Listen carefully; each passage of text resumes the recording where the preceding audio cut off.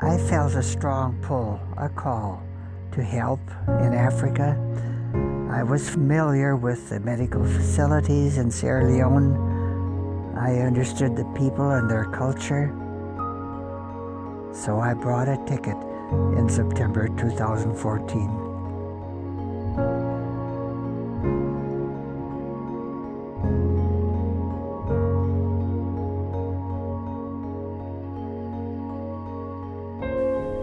About 6 or 8 weeks later, I received in the mail a set of eye instruments and a book, How to do cataract surgery. We practiced on cow and pig eyes provided by the local butcher. Subsequently, we did surgery that was successful for the patients who were willing to trust a general but not an eye surgeon.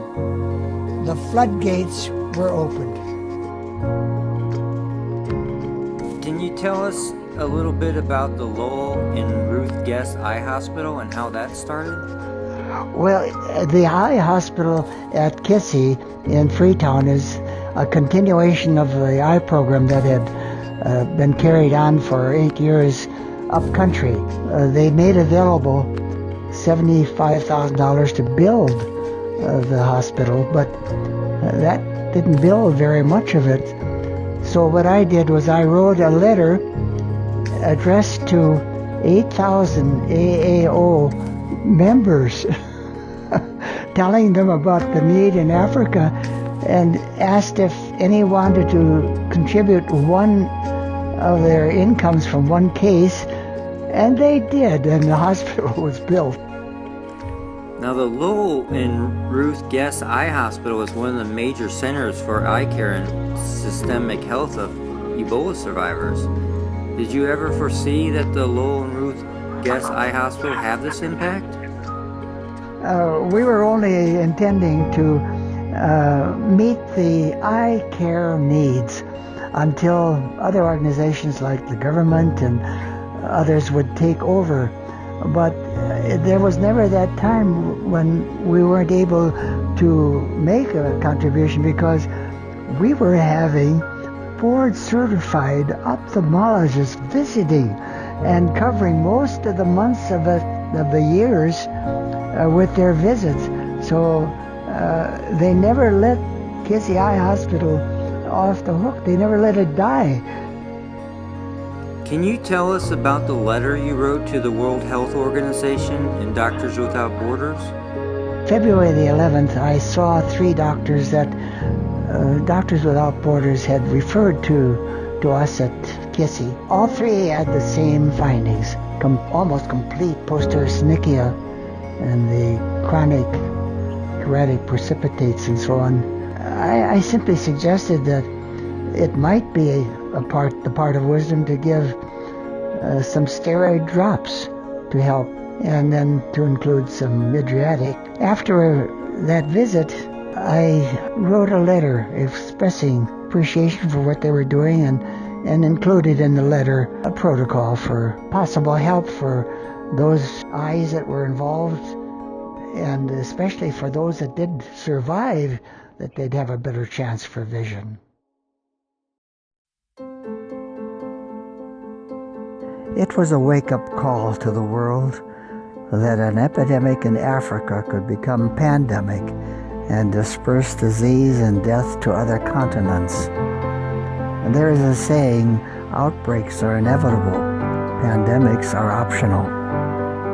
All countries can be vulnerable to remote places because of airplanes circling the globe today. It prompted governments half a continent away to marshal forces to assist in fighting and containing the deadly viral hemorrhagic disease. Hundreds of organizations and individuals provided medicines and Ebola supplies. Millions of dollars were donated not only by governments and international agencies, but also by individual people. Thousands of volunteers entered the fray with their gifts and skills. All lives mattered. The 500 health workers who died received the best care, but only the best care available in one of the poorest countries of the world.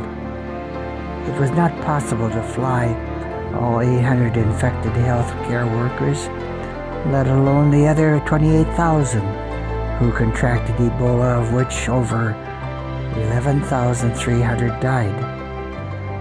Access to treatment was a heart-wrenching, soul-searching, and profoundly troubling question.